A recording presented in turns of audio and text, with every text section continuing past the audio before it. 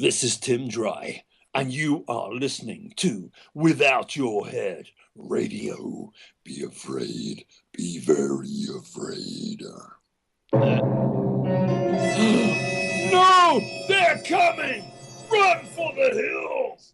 Welcome to the station of decapitation without your head. I'm Nasty Neal, and I'm joined by director, actor, Emma Dark. It's cool to have you here. Hello, it's lovely to be on. Yeah, I met you briefly at FrightFest. You did, yes, with your giant cocktail. Yeah, right. Yeah, so that was my second one. It was the second one? Yeah, I had one previously, and then I told Barbie and Tim that around the corner they had these half-price cocktails, and then, that's why we all went back. Yeah, I think that was the biggest martini I've ever seen in my life. Yeah, it's definitely the biggest one I've seen.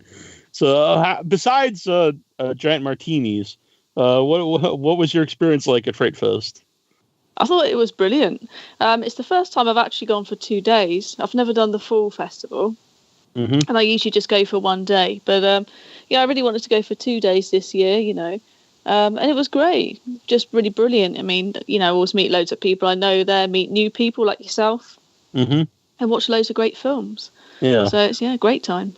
Yeah, it was my first time in London at all, but my first time at FrightFest, and I had a great time. Yeah, no, it's brilliant. It's a great place to visit. Your first time in London. Yeah, I had a good time. I had a good time in London itself. I'd definitely like to go back. Yeah, it's a great place. Really nice city. What were some of the highlights, movie-wise, that you saw at FrightFest? The best movie that I watched, best fictional film, was A Young Man with High Potential. I don't know if you saw that one. I did not see that.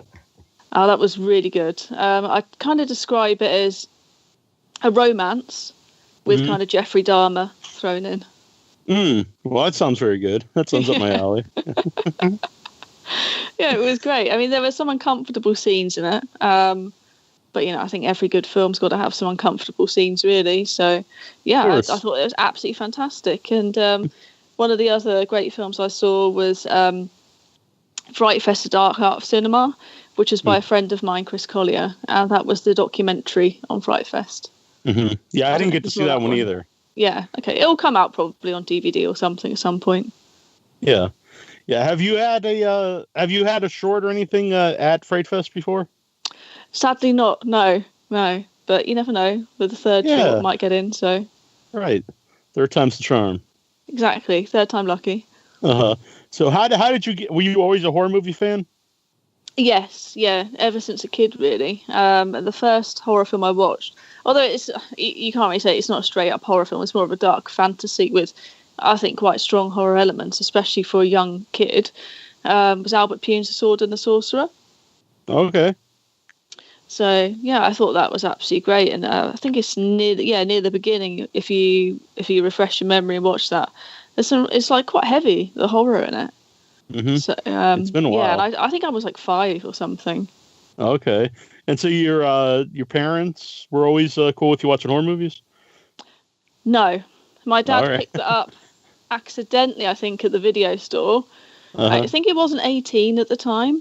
But I like fantasy films, and I always like dark things and stuff. And I basically just picked that. I thought the cover was absolutely amazing, and I really wanted that film. And my dad rented that one for me. So whether he was aware it was an 18 or not, I don't know. Usually I wouldn't have been allowed anything like an 18 as a child. But yeah, my parents did switch it off halfway through when they realised it wasn't a kid's film. So yeah, sadly. So when did you decide, this was something you'd want to do? You'd want to make movies or be in movies? Yeah, I mean, I've always loved film, but really deciding to be in film and make film, we're going back to about, I think it was 2013, when I starred in a couple of music videos, because my background, I was actually an alternative model. And as you know, a lot of times, people start out as models, then they kind of end up acting in something or other, and it sort of goes from there. So I was in a Kim Wilde music video called Every Time I See You, I Go Wild, which was a horror music video, and probably the only horror music video that Kim's been in, as far as I'm aware. And I just thought it was great, real fun to do something that wasn't just kind of standing around, which is what modelling is really. It's fun, but it's just a lot of standing around and holding poses and things like that. So it's nice to do something, actually animated. And then I went on from that to do some interviewing for a couple of news sites, like genre news sites, at a small mag. So I knew the people that ran these. And I ended up doing some interviews actually at FrightFest. Yeah, I actually saw one when I was looking stuff up about you. Oh, right, yeah. Yeah, I did it for my friend with the magazine and for another friend with the horror site. And I just ended up interviewing a load of filmmakers, as you do at a film festival. And I kind of realised that they were like me, they were starting out and maybe it was their first film and the quality of the work was absolutely amazing. And so for years, honestly, I mean, when I started modelling, I actually joined a meetup group as a photographer. So I've always kind of been doing things behind the camera. And although it was great doing all the modelling stuff for years and everything, I really wanted to be more creative. So it was just kind of an opportunity for me, just to see other people doing this stuff and that it can be done. And I thought, right, then I'm going to make a film. And I did. Yeah. So, well, what was your first movie? Well, actually, I made Island of the Blind Dead first, but that was never a serious short film. It turned out pretty good, but that was sort of made. Yeah, it was sort of made as a laugh. I didn't really, put anything serious into that. So Seize the Night was my first serious short film, and that was a lot of production, and I had a lot of cast in that, and I think quite a few days of shooting. I think 10 or 11 days of shooting. Not all full days, some half days and things. But yeah, that was really involved and really intense. And sort of from start to finish, all the festival circuit and everything like that. It was about 18 months I was on that. So, and that was when I kind of learned how time consuming and expensive filmmaking could actually be. So yeah. For things like editing and knowing how to film and did you go to film school, or was it stuff you picked up, or you self-taught?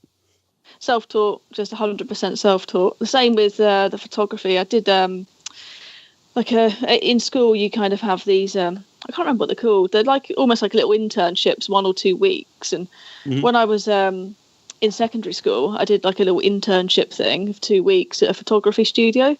So that's probably the only training that I really had. And then from there, I went and did a.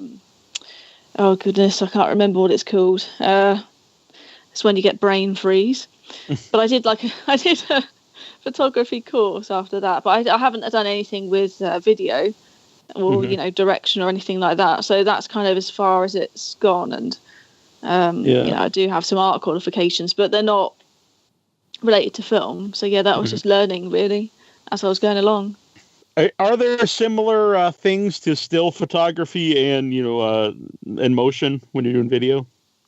Yeah, framing. There is definitely with framing, but I mean, my 2 short films that I consider my 2 serious short films, I didn't shoot those. Okay. I had other people shoot those. But I've done. You can probably see on my Vimeo channel lots of different little art pieces where I have shot those. And yeah, so I mean, a lot of people that kind of get into DSLR filmmaking and things like that do come from a photography background. So I think when you know how to frame something, you start naturally translating that to video, and the exposure and everything is kind of similar. And yeah, so it's just the camera movements really, and I mean obviously direction and stuff is separate, but yeah, you can come from a photography background. I really like the style of Seize the Night. Everything looked good. I like the desaturation, the black and white. Yeah, thank you. What was like some of the inspirations for it? Well, I mean, I think it's kind of obvious that there are things like Razor Blade Smile, Blade, Underworld, that kind of thing. So anything that's sort of vampiric-y, werewolfy, kind of a modern sort of slick thing where everyone's wearing leather and got guns and lots of fighting and things like that. So that was the kind of the kind of inspirations I was trying to take on board there, and trying to make something on considerably less budget, as close as I could to that kind of thing. So, yeah. I mean, speaking of budget, because not to spoil it, but the end, has a lot of effects there. So, So how did you make that, and how did you go about getting the ending? Yeah, well, obviously I didn't blow up part of the Thames barrier. So yeah, that was a chap called Davy Simmons. So he's a VFX artist. So what I did is I just basically had a locked off shot, which is basically just lock off a shot on a tripod, so nothing's moving, it's all stationary. And I think I filmed for about a minute, sent him that clip, and literally everything else he did in post. So, which is pretty amazing. You know, he put a lot of time and effort in. And there are loads of effects in the film actually you don't see where he's done something like really, really crazy things, like somebody had their underwear with Calvin Klein, and unfortunately the label showed, and I didn't really want Calvin Klein kind of in the middle of a fight, so I had to kind of blend that out. And they're all strange little things like that he had to do, as well as all the big effects. So yeah, I don't know how much time he put in, but it must have been a lot, and he did an absolutely fantastic job, and he's a really nice person as well. So cool. Yeah. So where did you shoot that? It was mostly around London for all the external shots, and most of the internal stuff was actually in St Albans in Hertfordshire. So, which is where one of my cinematographers, Donato Cinicolo, he actually lives in Hertfordshire. So it kind of made sense, really, you know, if he's carrying all the kit around. So we shot a lot of that there. But yeah, obviously for production value, the outdoor stuff was mainly in London. Would you ever want to revisit the characters? I did want to at the time, because I wanted to do something a bit longer, really. But you know, with short films, if they go past a certain length, it's really difficult to get them played. So I ended up just doing that, although there's a lot crammed into that, and everyone's basically said, yeah, it looks like a pilot episode for something. And I did want to do more.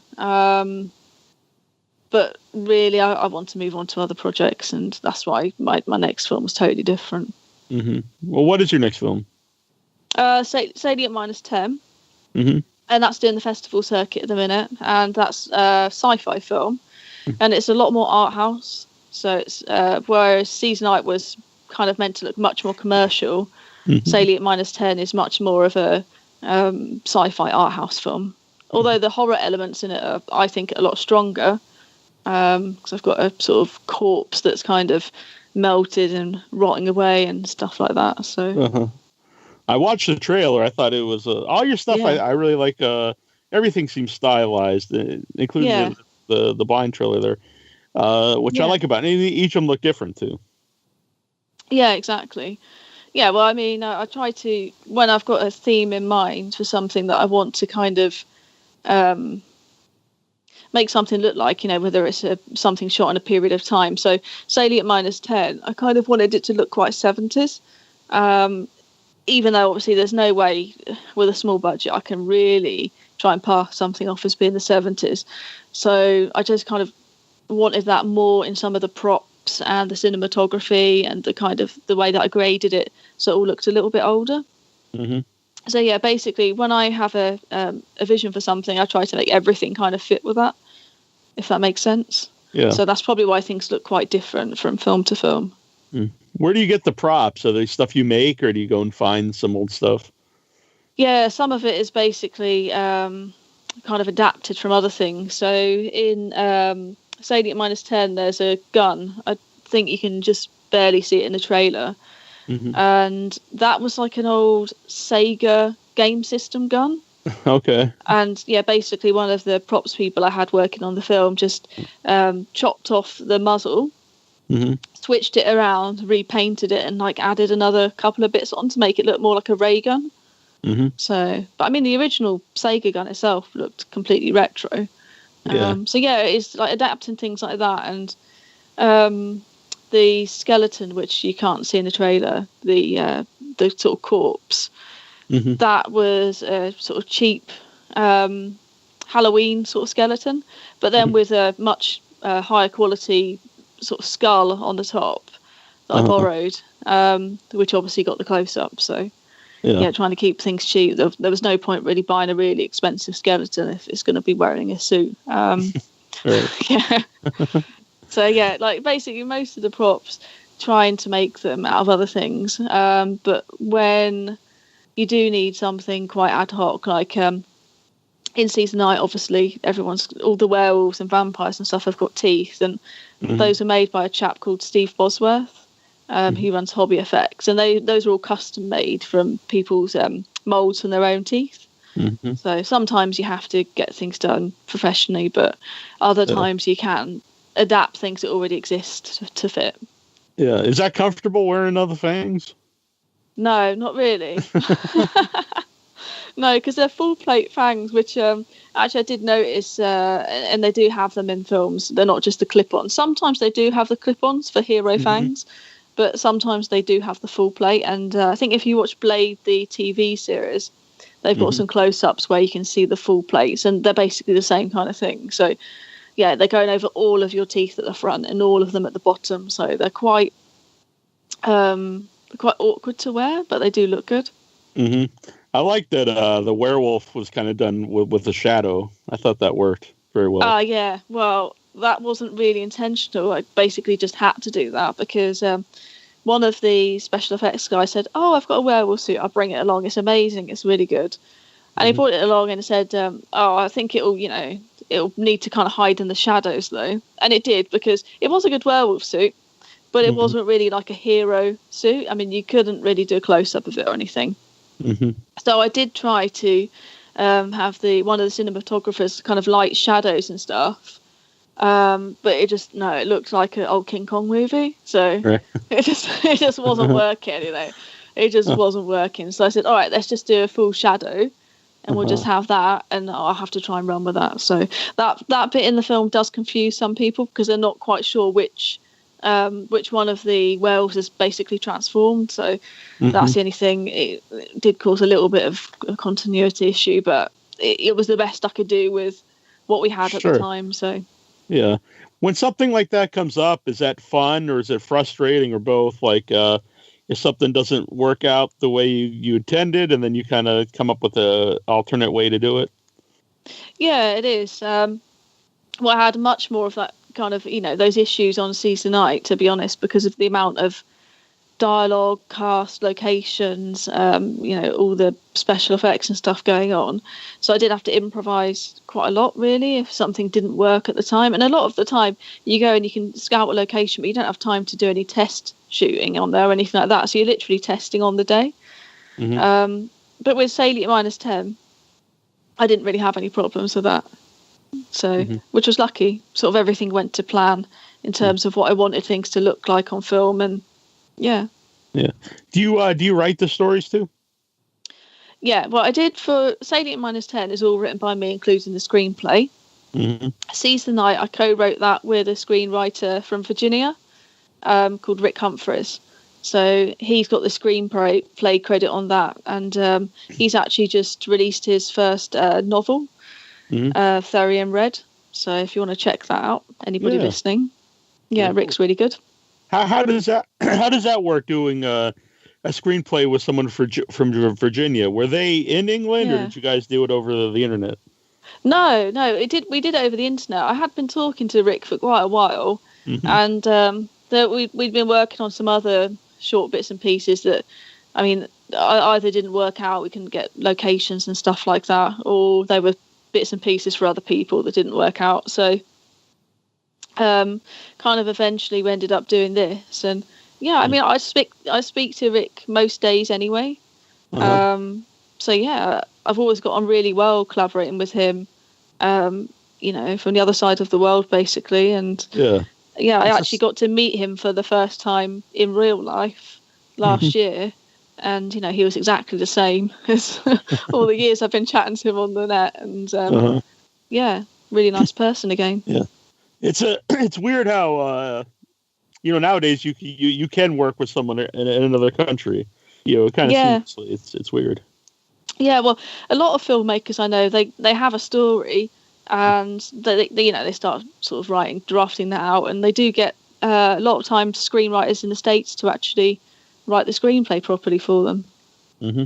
So I don't know, it seems to be a trend. Maybe there are more screenwriters in the States, I don't know. Yeah, I've noticed over the last few years that shorts have really become popular. Yeah. Why do you think that is? Is it the rise of the festivals? No, actually, I think it's well, I think shorts have always been at festivals. Mm-hmm. But I think it's actually brands like Crypt TV that started playing shorts, like on a regular basis on the internet. And then we've got, different brands like Dust and Scream Film Festival on YouTube doing short films and stuff.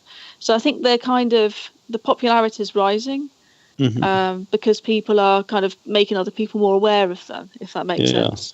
Yeah, and now there's a home for them because I think it used to be before like YouTube and places like that. Where would they go after they were at a festival? They would just kind of disappear. Well, yeah, that's it. I mean, they did used to get little cinema runs. Always obviously playing before a feature and stuff like that. But yeah, I don't really know if they do anymore. I mean, certainly not at mainstream cinemas. So yes, that or a compilation DVD usually. Right, or someone would put a bunch together to make like an anthology movie or something. Yeah, exactly. Yeah. So where did the Salient Minus 10, where did the idea for it come from? Actually from a dream. Really? So I don't know whether a lot of people have this or whether it's just me. But yeah, it's a weird thing that seems to happen to a lot of kind of ideas for me recently. I always kind of, when you wake up and you're sort of half remembering a dream. It was like that. So basically, I just remembered one scene, and then I just built everything else around that. So, which is probably why it's a bit sort of bizarre and trippy. But yeah, that's what I wanted. It is very art house. So yeah, I like that. Well, oddly enough, Tim told me in England that his book that he's writing is all based off dreams. Like it's dreams that he has and he writes them down. So that's interesting. Yeah. Tim sent me a short story actually, so I have to read that. Yeah, very cool. How did you know Tim? I don't know actually. I can't remember who added who on Facebook, and I think I might have actually been in the same place as Tim before actually meeting him, if that makes sense. Right. So yeah, the first time I actually properly met him was at FrightFest with you. Okay. So yeah, but we've been on Facebook with each other for a while. And I think he already knew the lead actor from my film Salient Minus 10, Alan Austen. I think he'd known him before for years. Not entirely sure, but they both worked on Star Wars films. So, if people don't know Alan Austen, in your movie from Empire Strikes Back, how did he get involved? Well, basically, I did an open casting, but I'd met Alan at we've gone to like a genre convention where we were both signing at that, and I'd met him through that, and I think he just said, I was chatting to him and he said he hadn't acted in a while, and I'd said, well, you should try and act in some short films and stuff like that. And and then when I did the open casting, I just invited him to come along and audition for that, and he did. And I just, at the end of the day, I thought he was the best candidate for that role. He just did a great job in the audition, and I think he basically was absolutely amazing. Looking forward to seeing. I saw Erick Elick does a lot of your scores. Is he somebody you knew before you started working with him? No, and I still haven't met Eric, so hopefully I will meet him at some point. Yeah, I'd like to come to LA at some point where he lives and catch up with him. No, it was actually through his cousin Damon Rickard. So Damon had Eric do a score on his film when I was looking for a composer, and Damon recommended him. So that's how I got in touch with him. But yeah, Eric's done quite a lot of short films, and I think about 2 or maybe even 3 feature films now. I'm not sure. So, but yeah, he's really good. Yeah. So why the 70s feel for Salient Minus 10? I don't know. There's just like I have kind of different things that I like, and again, like I like a lot of kind of older horror and sci-fi, and I just really wanted to do something that was in that kind of era. I mean, Island of the Blind Dead as well was that kind of era. And I've just done a little piece of fake Super 8mm with a friend. So I think maybe I've just got a thing about retro films. I don't know. I just think like there's a different quality really to the footage and the colours of the film, and I don't know. There's just something charming about those kind of films from that era. Yeah, definitely different pacing too, I'd say. Quite different, yeah. Definitely, in general, a lot slower. Yeah. Which I personally like. So, I think so, yeah. Building up really well to something, and a lot more kind of focus on the story than sort of scares and stuff. Is it difficult at all to have like a story arc in a short film? Yeah, it is. Yeah, I mean that's something I struggle with really, because I'm not really one of those people that can just do. Some people can do a short film in 5 minutes, where it's just they're just telling one small snippet of the story with a great punchline at the end. I can't do that. I think my mindset is almost like I want to create a feature, but in a short film. So yeah, I do find it difficult. Yeah, are the plans to eventually do a feature? Yeah, well, yes, absolutely. Because this year I was contacted by 2 companies in Hollywood that basically review short films with the intent, obviously, to take on the filmmaker and turn those into features. So whether anything ever comes out of that, I don't know. But it's one of these things where they watch a film and then they track it. So it's journey. And then I was asked by another production company in the UK to submit projects for a feature. So there are 2 different ideas I've got for horror films, but I need to get the treatments finished, which has proved a little more difficult than I'd originally imagined. So just through various other things going on in life. So yeah, they're still in development. But how about when you started to make the shorts themselves? What were the difficulties in getting them made that you didn't foresee? Oh, well, one is budget. One is always budget. And it doesn't really matter how much you raise, you still end up having to put money in. So if you're not prepared for that, I mean, luckily it was fine. I had the money to put in for those 2 short films, but there are a lot of people that aren't prepared for that and projects go unfinished. So I think that's a big obstacle. And yeah, other things I was unprepared for, I would say with Season Night, I had to reshoot 2 scenes just because of running out of time.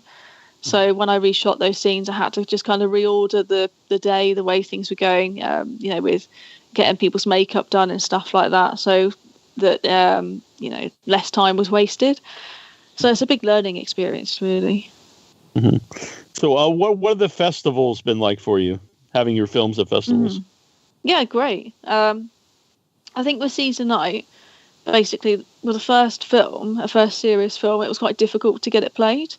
It did get a lot of selections and a lot of sort of special screenings and stuff in the end, but it was quite difficult to get it played as a first film. With Salient, I think it's been easier to get it played at festivals that kind of screen at cinemas and stuff like that, if that makes sense. And it's played at some really great places. So its premiere was in Cineworld in Leicester Square, where we were. Okay. For FrightFest, but it was a different film festival there. But I think that's pretty amazing to play at, Cineworld Leicester Square. And then it played in the Genesis Cinema in East London for Darkfest, which that was a really massive cinema screen. And probably some festivals obviously I've not been able to attend, but probably the biggest audience that I've seen with it of about 200 people, which is good for a short film. And then it's played at quite a few in the States, and yeah, I think it's done really well, Well, what's that like to watch your film with an audience? It's interesting. I always try and stand near the back if I can, because you see people's reactions and stuff. Yeah, so yeah, it's interesting, and trying, if they don't know who you are, then obviously you can kind of hang around and listen to what other people are saying without them sort of, just telling you all the positive things. Right.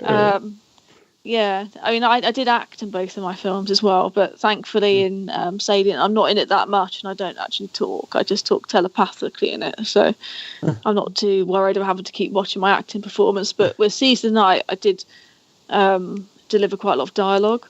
And sometimes that's, sometimes when I'm watching that with an audience and there's a bit that I'm cringing at, then it can get a bit embarrassing. So if you do move on to, or when you do move on to feature, do you plan on being in the feature, or would you prefer to for a feature just be the director? I think, to be honest, I should be in it, but I don't have to play like a lead role or something like that. Sure.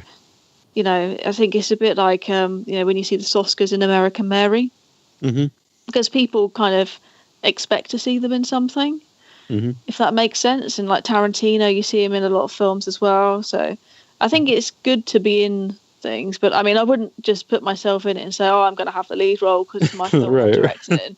You know, not do as good a performance as somebody else I could just basically bring on board to play that part. So, yeah, I mean, if it's just a cameo or something, whatever, I will still be in it. Yeah.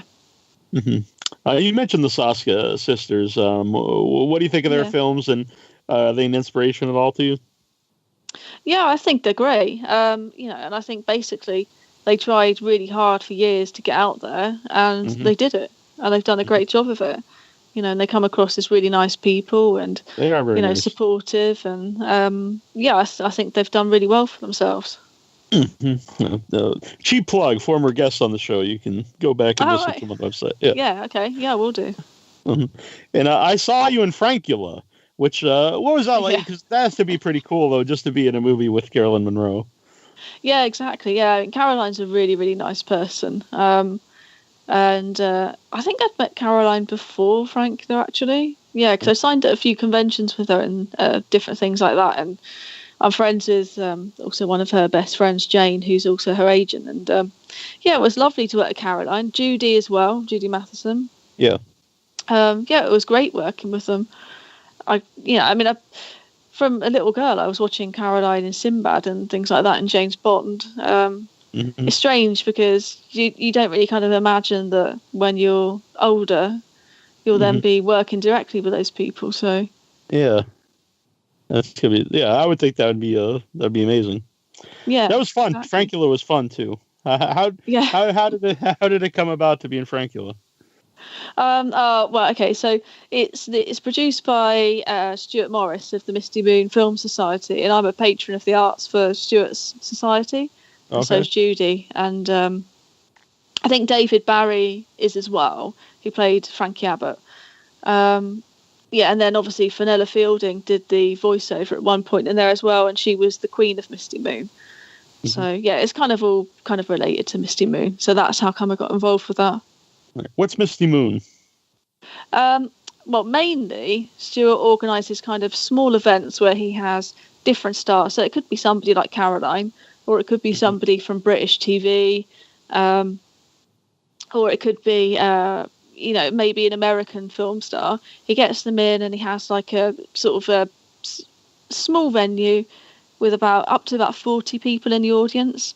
And they sort of do Q&As and film showings and stuff like that. And then every year he runs a film festival as well.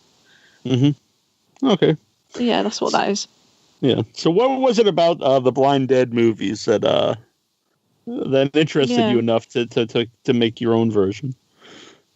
Yeah, well, the person I did that film with, they were probably a bit more into it than I was. Oh, okay. But I think they're great films.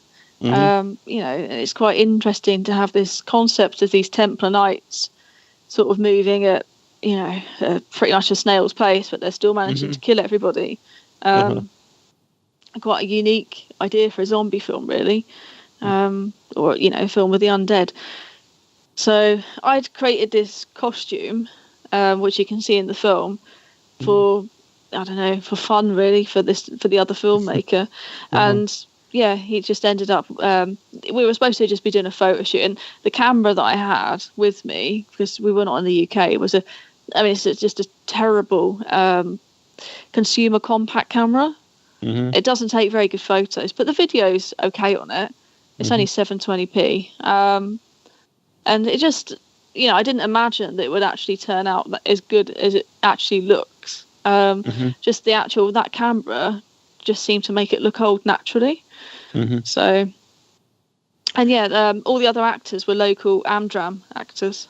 Okay, I thought it really did capture like the feel of an older movie. Yeah, it did. It did. I mean, obviously, I did other things with it in post, and I did change the colour slightly, but not actually too much. Not as much as you think I did. And I did put some kind of a 8mm overlay on it, so you get all these scratches and everything like that. But yeah, and some light leaks, but really not as much as you probably think I've done to it. So yeah. I want to mention Caroline Munro. By the way, did you get to see the Hammer horror documentary at FrightFest? No, I didn't know, unfortunately. All right, I did get to see that one. I recommend it. It was very okay, interesting. I'll check it out. Yeah. So, what are some of your favorite horror movies? Oh goodness, I'm more into art house things these days. So, do you know Lars von Trier's Antichrist? Yes. Yeah. So I really like that, and this new movie looks good too. I don't know if you've seen. I saw the trailer. Yeah. It looks like American Psycho, but much grittier, doesn't it? In a way. Yeah. With the chap from 90210. So that'll be interesting. Because I remember him in a completely different way to being a crazed killer. So, that looks great. I'm trying to think what else at the minute. But I'm kind of into just art house stuff in general, like genre art house, so not necessarily horror. So there's a film called The Quiet Earth, which I don't know if you've heard of. It's a film from New Zealand. Really good. It's sci-fi, but it's a dark sci-fi. That's on my top 10 list. The Hunger with David Bowie. Really love that. Beautiful. Really beautiful film. But again, it's quite art housey, so that's more kind of what I'm into these days. So what are you working on right now?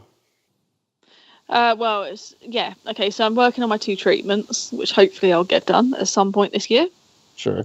And also this short little piece that, I mean, I'm not gonna say it's one of my short films. It's not like a budgeted thing that I've spent months and months working on. It was sort of just go down to the coast for a day and shoot a bunch of stuff and make something arty out of it. And that's with a chap called Billy Chainsaw, acting in that. I don't know if you know Billy. He used to write for Bazaar magazine and Kerrang and things like that. And he actually interviewed at FrightFest for a number of years as well. And so, he's acting in that, but it's just like a sort of really arty piece of fake Super 8mm.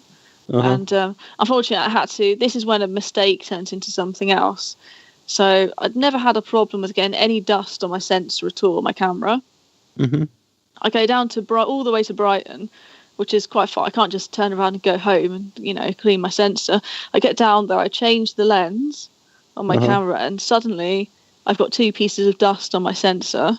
And I've used a blower to try and get it off. The camera's got a function where it kind of vibrates the inside of the camera to get it off. And I don't know what was on this dust. It was obviously some kind of greasy dust. So I had these 2 spots on my sensor for everything that I shot. So the only way to, and I had to just shoot. Like, otherwise the whole day would be wasted. So I just shot everything anyway. And I thought, okay, I have to make this look like it was supposed to be there. So I've had to basically just really degrade the footage and make it look like Super 8. So I think it looks all right. And it's just very arty. And I mean, it's got its own little horror element in it, because we turned up on the beach, and the wind turbines that you have for sort of generating electricity. Oh yeah, they're big here where I am on the Cape. Yeah, exactly. So there was one of these on the beach, and I noticed there was a seagull dead by the wind turbine. It'd been chopped in half by the turbine. So half of this seagull was kind of lying on the ground, and the other half was sort of impaled on the top of this fence, which looked pretty gruesome. So that's made it into the film. Yeah, right. Yeah, as long as you didn't hurt the seagull, you might as well take it. No, I didn't hurt the seagull. Right. No.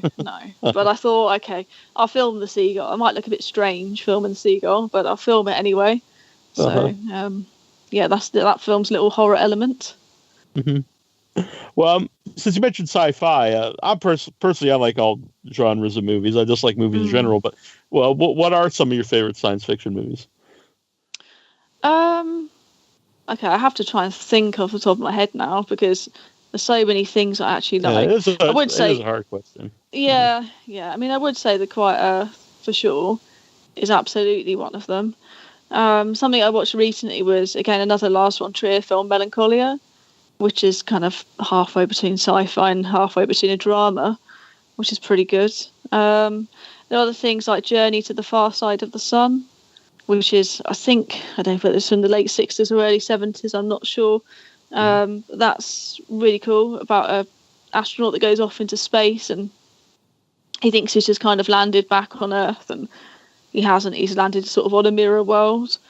Star Trek Discovery, the latest Star Trek series, I thought that was fantastic. It also had its own sort of horror element in there as well. There was, I think it was the second episode, was actually a bit like Event Horizon, I thought, with a sort of a massacre on a spaceship. So, and again, Event Horizon. Actually, I was at a props exhibition yesterday and saw one of the spacesuits from Event Horizon. Oh, wow. So that was quite interesting. Yeah. Where was that at? It was at the Odeon Cinema BFI IMAX in Waterloo. It's for, do you know, propstore.com? Apparently they've got a live auction. They do one a year in the UK. And yeah, they had like a little exhibition. You could go along for free, get in there and see a load of stuff. And it was mostly like genre film stuff. There was a suit from Alien there. There was Elijah Wood's chopped off head from Sin City. I took a picture of that. That's pretty sweet. Yeah, loads of Star Wars things and stuff as usual. There was a critter there, a really nice looking critter. I like critters. Blade's original outfit from the first film. Oh, that's cool. Catwoman's outfit. What else was there? I can't remember. There was loads of stuff, basically. Loads of stuff. The Kurgan from Highlander. Yeah, loads of things. Oh, cool. So I have to ask, what is it like when you first, now I guess there's several of them, but when you first saw yourself as a tattoo on someone? Yeah, that was strange. Yeah. But yeah, there's quite a few out there now. I've lost count. I think it's 5 or 6. I'm not sure. They seem to favour that one particular image though for some reason, and it's the most like disgusting, gruesome image of me ever. So, and I mean, all those photos were from a chap called Rick Jones of Horrify Me. He does kind of like horror portraiture.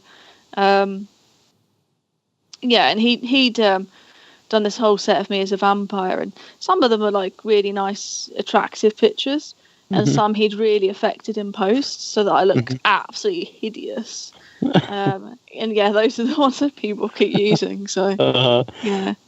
So if someone out there is listening, they want an Emma Dark tattoo, you'd kind of prefer if it was a nicer one. So. Yeah, somebody should get like a really glamorous looking one. I mean, I've got so many horror related modelling photos and stuff I've done.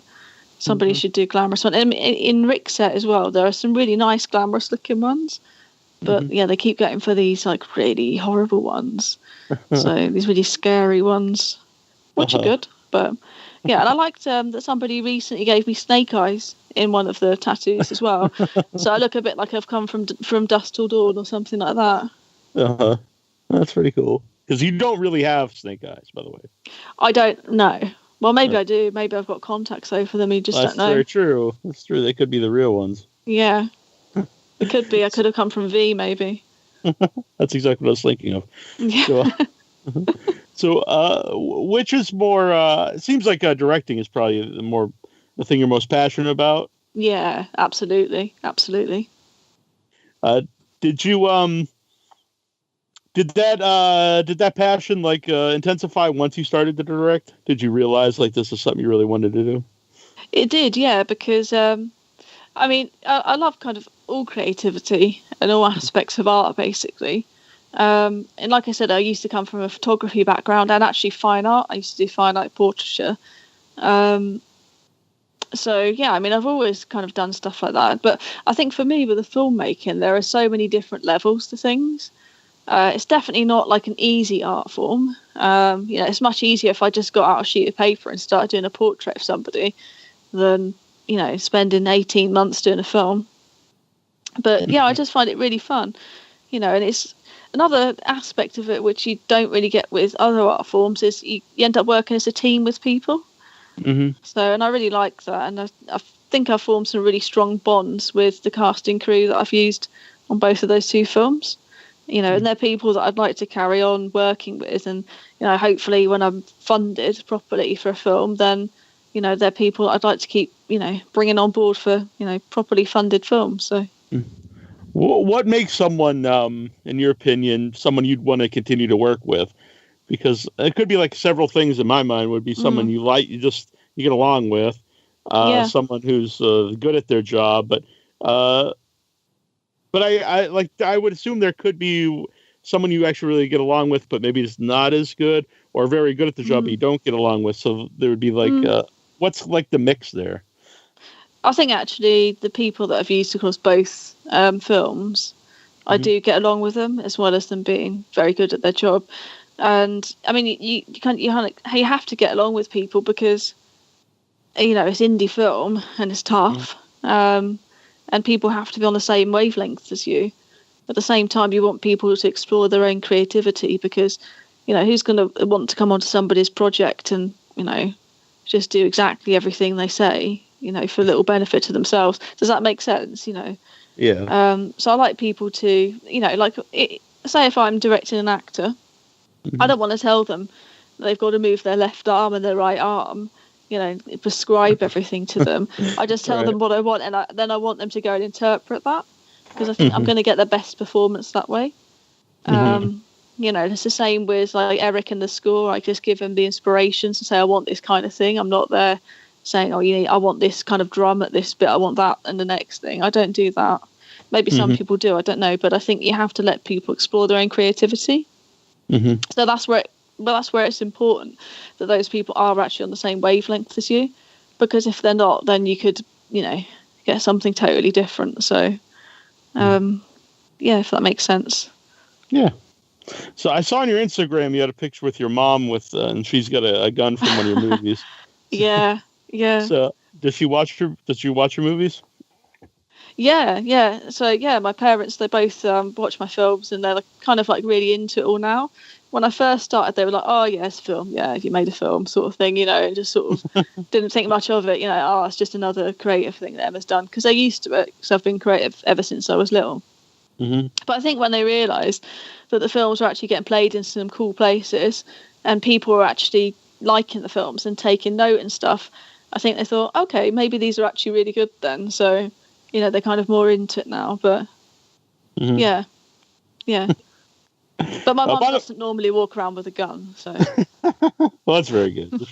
It's a lot more unusual, I think, there than it would be here. Some people might not think anything of it, I guess. If someone's in the state. Well, I did wonder. I was like a bit like, I was slightly dubious about putting it on Instagram, because I thought it was funny. But I thought, somebody might think I've got a real gun, you know, which obviously is not, you know, the done thing in the UK, because we don't have the same sort of gun laws and stuff. So I did put on there as a prop, blah, blah, blah, blah, blah.